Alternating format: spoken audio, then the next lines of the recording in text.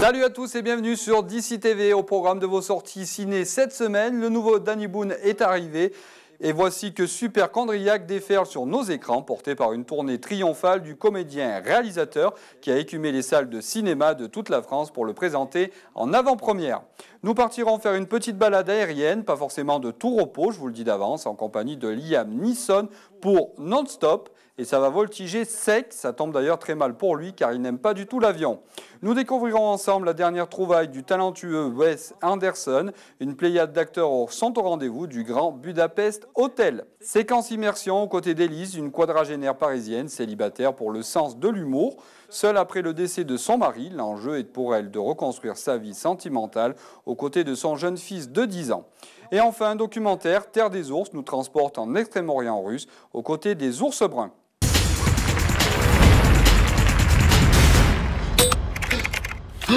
Oh non, non, non.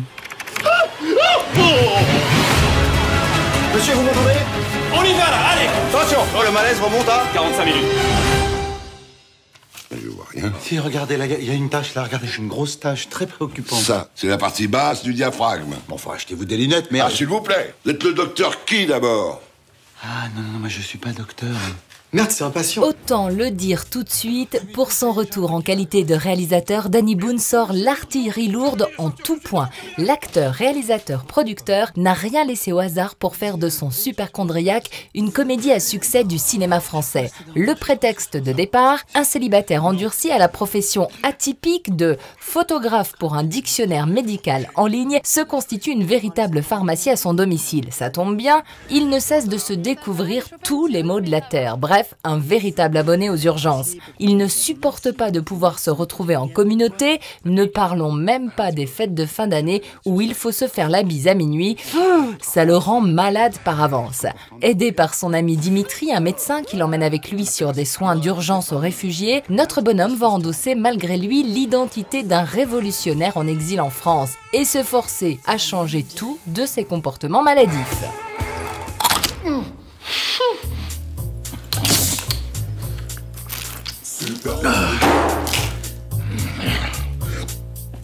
Je suis assez prudent et très. Je suis assez angoissé par la maladie. C'est quelque chose d'assez récurrent chez moi. Maintenant pour mes enfants, ce qui est pas terrible parce que du coup ils s'angoissent aussi. Et c'est ma mère qui me l'a transmis. J'ai transmis ça de ma mère. Enfin voilà. Bonjour Véronique, bonne année. Oh, Romain Faubert.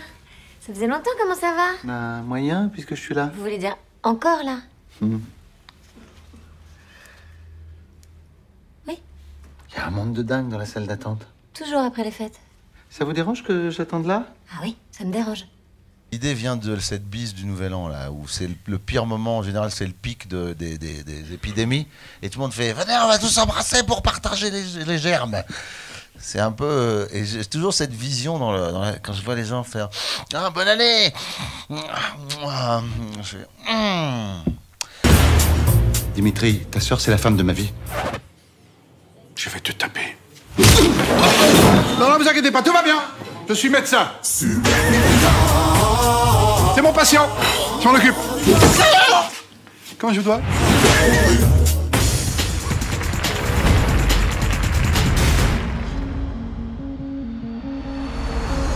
Je déteste prendre l'avion. Les files d'attente, la foule, les retards. Mesdames et messieurs, nous vous souhaitons la bienvenue à bord de ce vol direct New York-Londres. Liam Neeson semble se frotter régulièrement aux terroristes de tous bords. C'était le cas dans la saga Taken et le voici maintenant incarnant un de ces agents de la sécurité aérienne de l'après 11 septembre, infiltré incognito dans les longs courriers afin de veiller à ce qu'il n'y ait pas d'éventuelles attaques terroristes. Alors que l'avion vient de décoller, l'agent Marks reçoit des SMS lui indiquant qu'il doit obtenir de la compagnie aérienne un versement de 150 millions de dollars sur un compte, sinon un passager sera abattu toutes les 20 minutes. Liam va devoir non seulement trouver qui sont ces terroristes mystères, tout en s'assurant évidemment que le vol arrive à destination.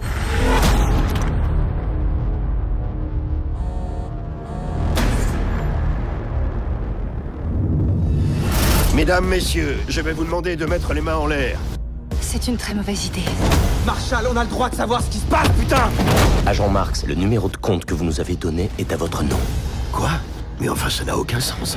Paul Marks is he's an Irish American, ex-NYPD officer, served over 20 years with the NYPD, and has had trouble with alcohol and with his relationship with his wife, and they've divorced, and he has a little girl, and his life has kind of spiraled out of control, I think, with the pressure of being a policeman in modern-day New York. Il s'est plein de douleurs à la poitrine et il s'est écroulé sur les commandes. Qu'est-ce qui se passe? On contrôle la situation. Excusez-moi, le commandant n'a rien. Docteur Messier, vous faites erreur, je venir avec moi, tout de suite. Oh, I think it'll push the suspense big time. Yeah, there's an element to the film that's like an old-fashioned whodunit. It must be him. Oh, maybe it's her. Oh, no, I think it's this guy here, you know. We do have a couple of shady individuals on board this flight, packed flight. And there is a guessing game for a large portion of the film where you think, I wonder who the bad guy is. Je suis sûr que c'est un piège. Quelque chose nous échappe.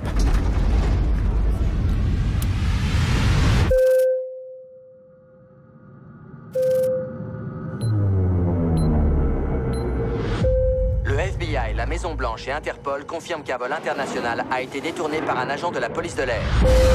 Agent Marks, nos chasseurs sont prêts à intervenir. Est-ce que vous me comprenez? On n'a plus beaucoup de temps. Est-ce que vous me comprenez?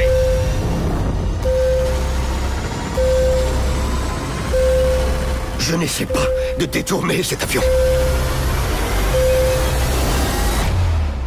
J'essaie de le sauver.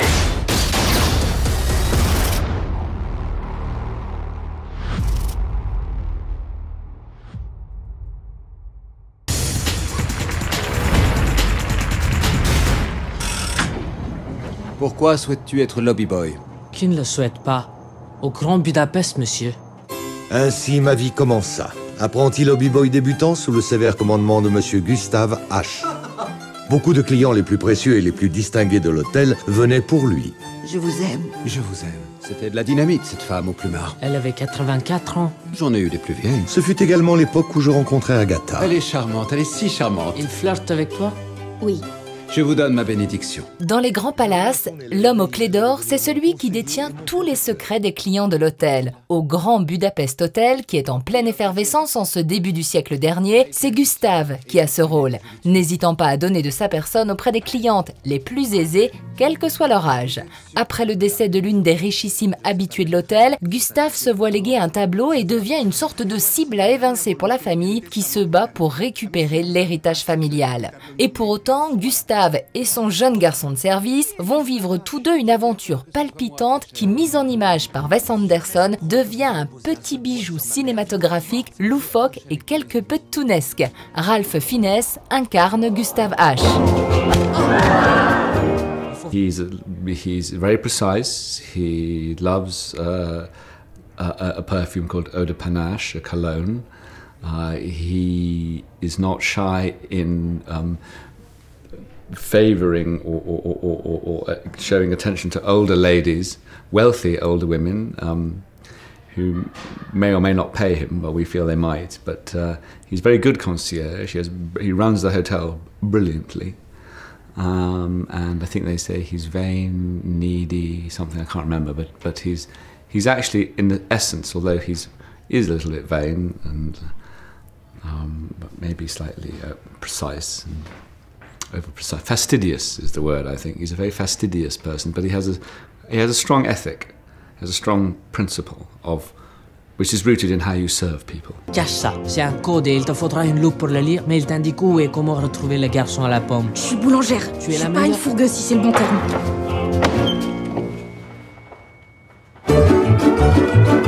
Je veux des barrages à chaque carrefour sur 50 km. Je veux un barrage dans chaque gare sur 100 km. Montez! On a retrouvé le maître d'hôtel. Il se cache dans les contreforts éloignés proches du pic de Gabelmeister. Notre contact l'a convaincu de vous rencontrer demain midi à l'observatoire du sommet. Ne le dites à personne, il vous expliquera tout. Votre train partira dans 4 minutes 30. Voilà vos billets. Oh, 3e classe? Il était complet. Mais Le conducteur a été sommelier au Vieux Versailles. Il a fait jouer ses relations. Vous en aurez besoin au wagon-restaurant.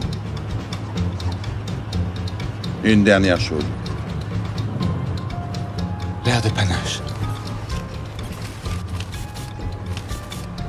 Il n'avait que le petit flacon. I had an idea with my friend Hugo. He and I had talked for some years about a story about a character who was somewhat inspired by a friend of ours, and we had an act of a story that was based on that, but we never knew what was going to happen next. And separately, I had this thought that I wanted to make a film that was about that was sort of inspired by things I'd been reading that were European. Je veux 50 hommes et 10 chiens policiers prêts dans 5 minutes.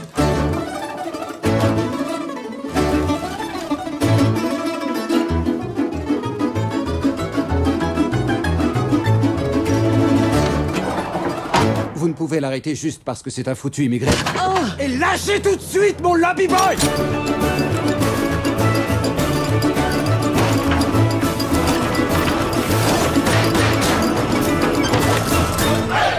As-tu déjà été interrogé par les autorités? Oui, à une occasion. Laquelle? J'ai été arrêté et torturé par la milice rebelle après la révolte du désert. Bien. Alors tu connais le topo? Motus.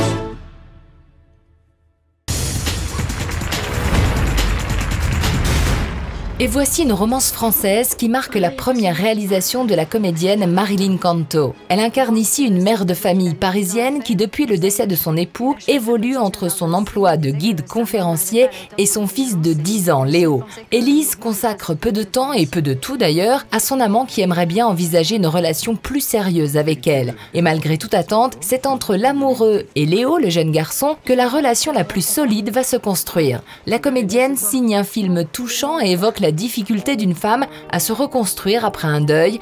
Antoine Chappet, le compagnon à la vie de Marilyn Canto, est à ses côtés dans le film. Tu m'emmerdes, tu gâches tout. Non mais ça va, t'inquiète pas, je te demanderai plus rien. Je te rembourserai dès qu'on sera à la maison, puis tu me diras aussi combien je te dois pour l'essence. C'est fini, je veux plus te voir. Tu changes pas, tu changeras jamais, on n'y arrivera jamais, c'est comme ça.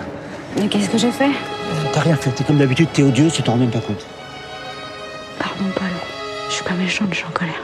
Maman, fais-moi un petit frère.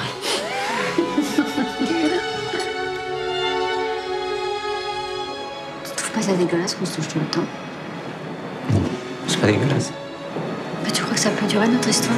Ouais, j'en suis sûr. Comment tu peux en être sûr? Parce que j'en ai envie. C'est pas parce qu'on en a envie. Ah, commence pas, fais pas chier.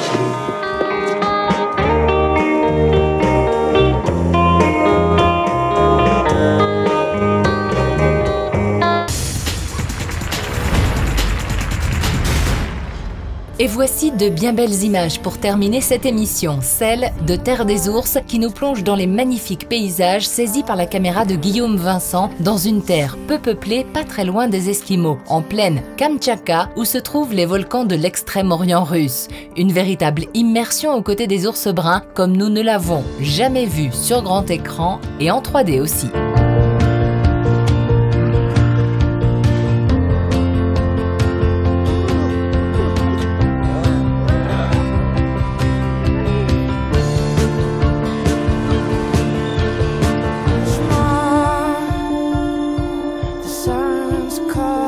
C'est terminé pour aujourd'hui, nous nous retrouvons la semaine prochaine avec entre-temps cette citation de circonstance vu les élections qui approchent. Je dis toujours la vérité, même quand je mens, c'est vrai. Voici une phrase qui sied à beaucoup de monde aujourd'hui et qui est issue de Scarface, le monument cinématographique de Brian De Palma. Pour notre part, nous nous retrouvons la semaine prochaine et ça c'est pas un mensonge. D'ici là, je vous souhaite une belle semaine au cinéma, mais pas que bien sûr. Merci Fabienne pour ces sorties ciné que vous pourrez retrouver également sur notre site internet le www.dc.fr. Pour terminer cette émission, voici les films qui sont encore à l'affiche cette semaine. Commençons tout d'abord par American Bluff, que vous pouvez voir du côté du Hublot à l'Aragne, Jack et la mécanique du cœur au Palace à Gap, Le vent se lève du grand Hayao Miyazaki au cinéma Le Centre à Gap, également à Barcelonnette et La Joue du Loup. Et enfin, terminons avec 12 Years a Slave de Steve McQueen à l'Eden Studio de Briançon et au Palace à Gap. On se donne rendez-vous bientôt sur DC TV. D'ici là, passez une bonne semaine, portez-vous bien, bonne toile et à la semaine prochaine.